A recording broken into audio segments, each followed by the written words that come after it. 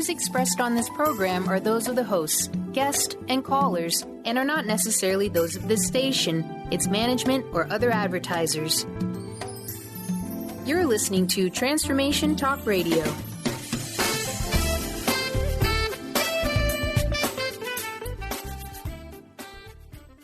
Moms, are you ready to become enlightened, empowered, and stress-free? Well, get ready because you are about to tune into Vibrant, Powerful Moms, helping everyday women create an extraordinary life with Debbie Pokornik. Each week, Debbie discusses topics to help you become self-aware, inspired, and on track to create the life you crave. It's time to stop settling and start thriving. And it all begins now on Transformation Talk Radio.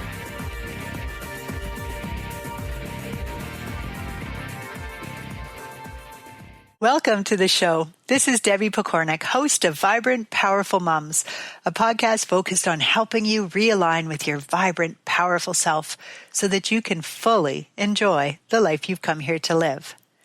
Today, I would like to discuss something that some of you will be more than ready for, while others might kind of hesitate to go there with me. This doesn't make anyone better than the other. This is simply where we're at on our individual journeys. And there is nothing good or bad, right or wrong, better or worse about it.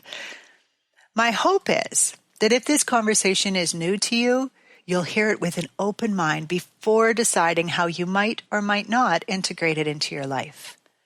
On the other hand, if you are already well into understanding and playing with this idea, I hope you will enjoy hearing my thoughts on it and see how what I share supports or perhaps even adds to what you already know.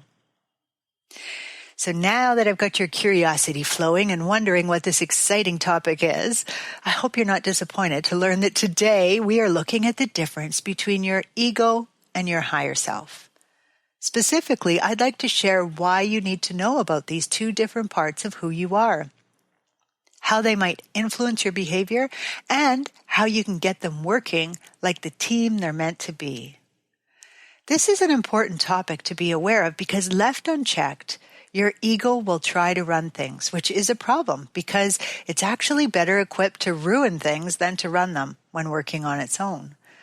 You're probably familiar with people who allow their ego to run the show, as well as those who have really big inflated egos. Often, in my experience, it's the same person.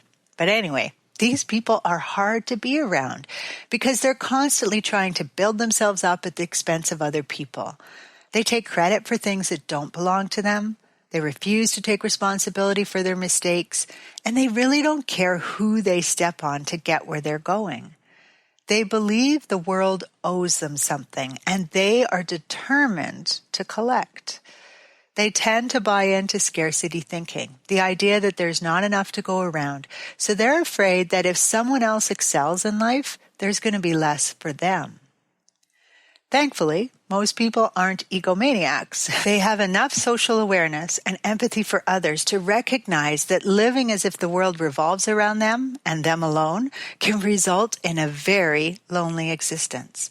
So they learn instead to refrain from bragging all the time or forcing their opinions on others. Perhaps they even figure out how to accept responsibility for their own actions and buy into the notion that hard work pays off. So they learn, keep your nose out of other people's business, work hard, and you'll be fine. Despite this, they often still find themselves believing in scarcity rather than abundance, or feeling others are sometimes to blame for their difficult situation. They react strongly when they're hurt and might experience jealousy when someone around them does well for themselves. Now, let me just note here that the flip side of this thinking would be a person who believes they aren't good enough. They certainly aren't worth talking about, much less bragging on. This person refuses to stand up for themselves because to do so could illustrate to others how unworthy they are, and so on. When this happens, the ego is still running the show. It's just that it's bought into victim thinking. So if you want to lead a vibrant and powerful life, you must become aware of these different aspects that are affecting who you are and know how you can plug into that part of you that always has your best interest at heart. In other words, if you haven't already, it's time to switch off of autopilot and move more permanently into the realm of conscious living. So with that said, let's meet the ego. Several years ago, I heard Sonia Choquette, a gifted intuitive speaker and author, talk about the ego as if it was our faithful companion, a loyal pet like a dog to be loved and enjoyed. You don't go home and kick the dog, I remember her saying, but you also don't let the dog run the show. These few words literally changed my understanding of the ego and my ability to keep it in its place. Your ego is the human side of you. It feels, fears, gets jealous, and reacts. Just like a dog, it might bite when threatened or curl up in dread and pee on your shoe. Left in charge, the dog will run the show the way it thinks the show should be ran. Now, if you've ever had a dog that decided someone shouldn't be in your house when you wanted them to be there, like maybe the guy who's come to fix your air conditioning, or your new romantic interest, or even your sweet little aunt who comes for a visit, then you know what it's like when a dog uses their own limited perspective to make these kind of decisions. Because the ego is the human side of you, and therefore the part that you feel most connected to, it will naturally try to be in charge unless you teach it otherwise. Your ego is in charge when someone says something to you and you feel a need to correct them, to excuse your behavior, to compete with what they've said, or to blame someone else for something. Only the ego will take things personally, become defensive, act overly confident, and try to bring others down a notch. Despite this, your ego is not something you would be better off without. In fact, the ego is what makes you human. So to get rid of it would not be desirable at all. On the other hand, the higher self is the spiritual side of you. It is the soul. If you believe in this idea, it is the part that is connected to all. The higher self does not judge, blame, feel, or panic. It is not limited to your human body, so it has no fear of getting hurt, dying, or even doing things wrong. Every experience is a learning opportunity to the higher self, so it doesn't take things personally or get upset if it's ignored. Your higher self has access to divine wisdom, which means you know or at least have access to way more information than you think you have. You may have experienced this when you've suddenly had an idea or solved a problem or even given an answer to something and then wondered, how did I know that? Where'd that come from? Now, of course, this doesn't mean that your higher self will automatically answer all questions for you. You're here to learn, and it will help you to do that. It also doesn't mean that it will protect you from all challenges in life. Sometimes the path you must go down will feel anything but pleasant. If there is something that needs to happen in your life for you to evolve, the higher self will not help you to avoid it. It always has your best interest at heart, but at the time, you might not agree with what it labels as best for you. I find it helpful to keep this in mind, and when something happens where I would like to flip into that place of, why me? It's not fair, to instead remind myself that, you know what, as yucky as it might be, this is happening for a reason. And the sooner I accept that and start whatever healing needs to happen, the faster I'll get past it. Just because your higher self is a part of you and it has a connection to the divine doesn't mean that you're constantly plugged into it. It can send you messages through your inner wisdom and intuition, but to really guide you, it requires your permission and a request. Free will is a real thing, and it can easily get in the way of you living your best life if you let it. I have an interesting little side note that fits in with this, and I'd really like to share it with you. Last year, I was reading a book called Prime Threat, Shattering the Power of Addiction by Joan Peck. This book is about her son who was addicted to drugs, and in 2005, at the age of 36, he died of an overdose. What's amazing about the book is not what she learned while he was alive, and she was desperately trying to help him conquer this challenge, but instead what the son shares through a psychic, a medium named Cheryl Johnson, after he's gone. It's a pretty amazing way to learn about addiction, so if your life is touched with this hurdle in any way, you might want to check that book out. But that aside, the reason I bring this up now is because of something he shares about our world. He says that it was never expected for the density on Earth to be as challenging as it is. The idea of negativity had never really occurred to the collective because that simply didn't exist in their experience. So even though life is meant to be an adventure, which means there will be ups and downs, challenges and karma to work through, it appears it was never imagined that people would be so fully disconnected from the collective and so strongly pulled by this negativity that they would feel super alone even when they're deeply loved and experience a sense of emptiness or this immense void that they're searching so hard to fill, which is, of course, where things like drugs, alcohol, and other addictions come in. Two things came to mind for me when I read this. One, addiction is not a willpower issue, as so many people believe, but an actual spiritual crisis of sorts. And two, that the separation between ego and higher self was never meant to be as complete as it is for so many people. So to sum up the differences, your ego makes a lot of decisions out of fear of rejection, fear of embarrassment, fear of pain, fear of loneliness, and so on. It lives fully in your human body and as a result has a beginning, a birth, and an end, a death. Your higher self experiences no fear, always has your best interest at heart, but it needs to be asked to be involved, and it's always focused on the bigger picture for you, namely what you've come here to learn in this lifetime. Also, and this is really important, while the higher self is a beautiful, pure, loving energy, it does not know what it's like to experience life on Earth. Only the ego really knows what it feels like to live in these dense energies.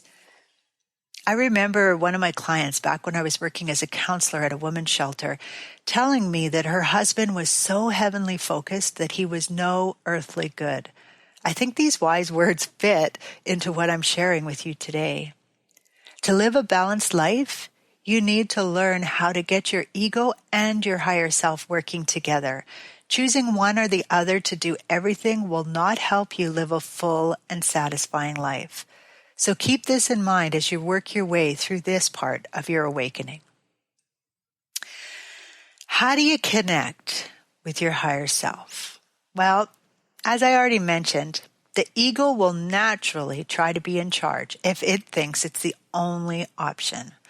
I was surprised many years ago now when I heard a fellow on an internet show say that if I wanted, I could simply ask my higher self to be in charge and it would comply. That sounded a bit too simple, but I decided I had nothing to lose, and I quickly discovered that I could feel it happening, and I actually liked how it made me feel when I did this. After listening to Sonia several years later explain the ego side of this equation, I learned that my ego was not the enemy to be silenced and overcome, but an important part of my team that beyond all else was here to protect me. I learned to guide my ego to sit when it flared up because someone had hurt my feelings or threatened me or the people that I love in some way, while still appreciating it for its efforts to help. This has served me really well and allowed me to learn how to be more objective, to turn on curiosity where normally stronger feelings like anger or jealousy might have been in control, and even to switch to love and compassion rather than attacking other people with strong, harmful emotions. This was much harder to do when I believed my ego was the opposition that had to be beaten into submission. Nonetheless, I am definitely still a work in progress, with good moments and bad rather than continual enlightenment. Let me share an experience from my life that really illustrated for me how the ego and the higher self can work together, as well as how we're all continually growing, no matter how far we might feel like we've come.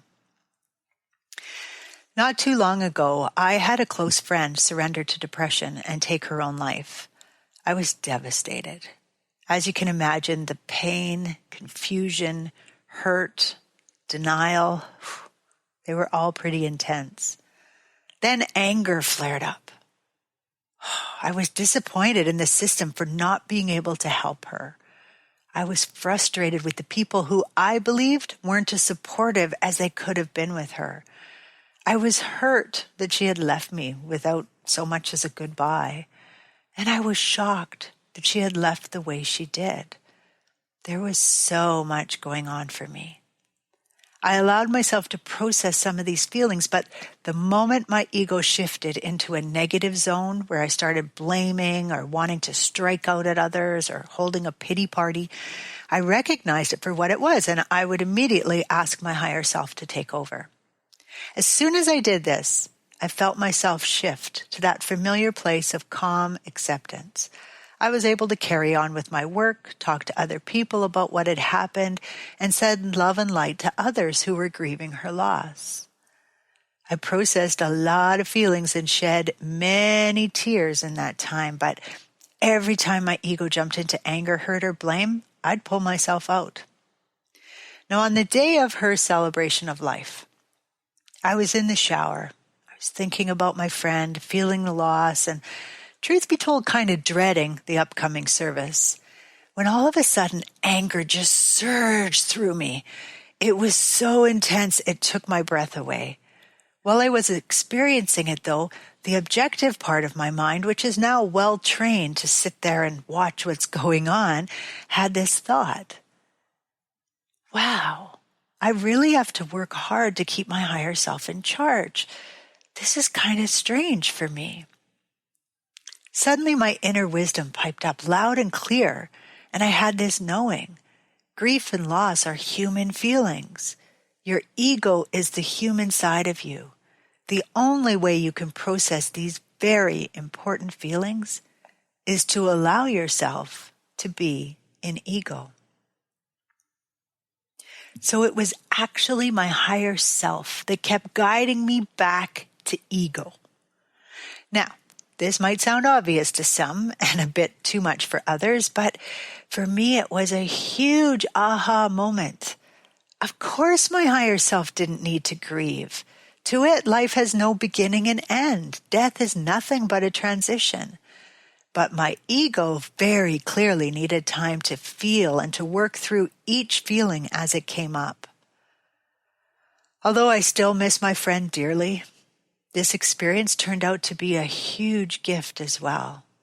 It helped me to see that part of integrating these two pieces of myself meant asking my higher self to coach my ego through strong feelings like grief and help it to process these emotions without giving way to them and allowing them to dictate my behavior. The death of my friend highlighted the next step in my ego to higher self evolution. Now, before I wrap up today by breaking all that I've mentioned into a step-by-step process, there's one more topic I want to touch on. A huge part of our evolution and learning comes to us through our relationships with other people. This is very difficult for the individual ego to deal with, which is why it's so often seen as a problem. Being able to see relationships from a more objective perspective can really help to calm the ego enough to keep it in check when you're ready to hear it. Now, you're likely familiar with the idea of being the bigger person. This is when two people aren't seeing eye to eye, and rather than continuing to fight, one person will decide to lay down their weapon, to accept responsibility for their part in the disagreement and open themselves up to hear the other person's side.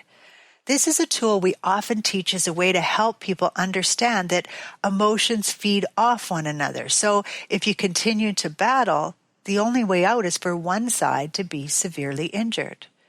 Laying down your weapon, on the other hand, allows you to stop this escalation and hopefully work through things in a more productive way.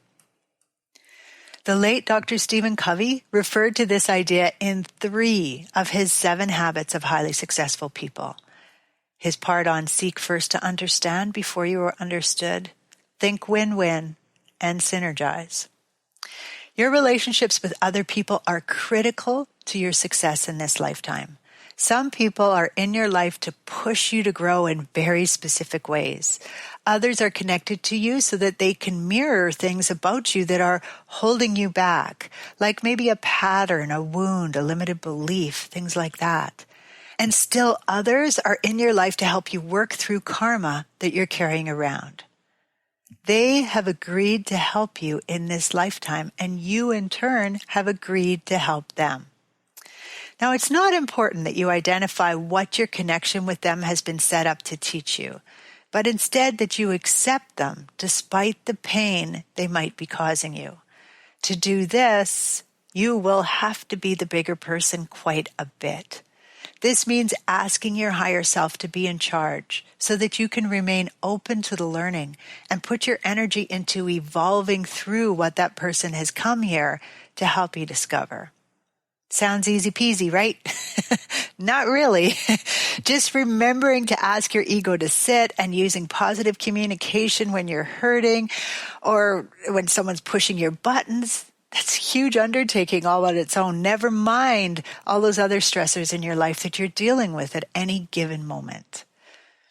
It turns out that for this trip, your ego will require a lot of patience, understanding, compassion, acceptance, and of course, a willingness to go really deep. Thankfully, your higher self can help you with all of that. So if this topic has resonated with you and you feel ready to give it a try, here are some steps for how you might put it into action. You can do it any way you want to. I'm just providing steps for those who really like to have a process given to them. So step 1, ask your higher self to be in charge and instruct your ego to allow this to happen. This truly is as simple as thinking or saying out loud, higher self, please be in charge. Ego, support it in this role. An even simpler way for the ego is just to say, ego, sit. Now, when you tell your ego to sit, it will. However, you might have to remind it more than once, kind of like a puppy. Your ego is the human side. We're here for a human experience. It will react and forget it's not in charge, especially when you're just learning this. So I suggest for this first step that you start with an unimportant moment, like where you're just going grocery shopping, you've got time, you're not super stressed or in a big rush, or maybe you're going out for a walk at a place where there's lots of other people walking, or maybe you're sitting down to an easy conversation with someone like your child, your sweetheart, your mother. In one of these kinds of situations, ask your higher self to be in charge and your ego to be a support. Then, as you continue on about your task at hand, notice if you start to maybe slip into judgment. Maybe you see someone else out walking and they're walking a dog and you think they're doing it wrong. That would be judgment. Maybe you notice what someone has in their shopping cart and you're thinking, that's not very healthy. That would be judgment. Or maybe you feel friction from something that was said. So maybe your child said something and it kind of hurt your feelings or made you wonder. Anger, jealousy, resentment, fear, any of those kinds of feelings. If that happens, what you want to do is reassert that you want your higher self in charge and your ego to sit, because you flip-flop there from ego or from higher self back to ego. This will help you to recognize how often your ego wants to be in charge. Now, in time, after you've practiced with these simple, unimportant events, you can work your way up to tougher situations, like parent-teacher meetings where you struggle a little bit maybe with that teacher, or a difficult conversation with your neighbor, or asking your boss for a raise, and so on. Okay? Step 2, start noticing the difference in how you feel, how you react to things, and how things work out when your higher self is in charge. Often it's easier to notice what happens when your ego runs the show and then compare that to moments when you have instructed your higher self to be the boss. So for example, let's say in the past you've had meetings with your child's teacher and they haven't gone well. You've ended up overreacting, blaming, getting angry, which all mean that ego was in charge. So you have another parent-teacher meeting coming up. Before you go in, take a few deep breaths, ask your higher self to be in charge, remind your ego of its supportive role, and then go in and rather than try to control your thoughts, allow things to flow as they come to you. Honestly, you will be just as surprised by what comes out of your mouth as the other person is. In other words, don't try to sound smart, to catch the other person up in a lie. Don't feed your emotional states with negative thoughts. Just trust that your higher self will guide you through. This is not easy in the beginning, but once you try it out a few times, I think you'll see that things move in a positive direction pretty quickly, and you actually sound smarter and better prepared than you would have sounded if you had armed yourself with information and then let your ego be in charge. After, compare how things went. Now, don't just compare the outcome, because remember, the other person might have had their ego in charge and it might not have gone exactly how you would like it to. But instead, think about the whole feel of the meeting. How did it feel for you? How did you sound? How did you like that? Now, if you accidentally allowed your ego to flare up, just pat yourself on the back for recognizing it and try it again next time. Just like you're going to wake up every day, except the one you don't, you are going to have to reawaken to this often because it is a process. Step 3, as you become more aware of the differences between how the two feel, start noticing when ego is barking and take charge in the heat of the moment. This takes a bit of practice because once your emotions start to escalate, it is much harder to turn them off. So once you get the hang of it though, you will be amazed at how much calmer, controlled, and connected you feel and how much smarter you sound. At this stage, you're really starting to switch from autopilot to conscious living. So when you find yourself getting ready to bite someone's head off, maybe you're judging them, blaming them, or maybe you're already yelling at them. You hear your words, that objective part of your mind kind of kicks in. Take a deep breath, tell your ego to sit, and ask your higher self to be in charge. I find it really helpful to actually say words aloud like, wow, I'm getting pretty riled up about this. Can you give me a moment to calm myself? Notice how it feels when you switch from the emotional ego to the objective higher self, and make sure you celebrate because this is a huge step in your soul's evolution. And finally, step 4, after you got the hang of catching yourself in the act and switching to higher self being in charge, and you probably need to practice it for like a year or more, start asking your higher self to coach your ego when you're dealing with something big. In other words, rather than asking your higher self to take over all the time, start asking it to lead your ego and to help it deal with the situation. To me, this is kind of like training a difficult yet talented apprentice. Thankfully, your higher self has oodles of patience. It's only the ego that gets frustrated at how much time and work it takes. Now, I've only begun this exploration myself, so I can't tell you much about it, except to say that we process emotions best when we allow them in and embrace them without allowing our thoughts to interfere or to cause them to escalate. This is a pretty high level of awareness, so it's not a starting place if you're just new to tuning into your feelings or asking your ego to sit. What I've found, however, is that at this point, I don't need to call my higher self in hardly ever because she's always just there walking with my ego. The two pieces are integrating, which ultimately is our goal. So as you play with all of these steps, you'll find your higher self slipping into the lead role more often and your ego quite happily running by its side. Like the master with a well-trained dog, the two make an excellent team and are content when they know their place, plus feel loved and appreciated for what they have to offer.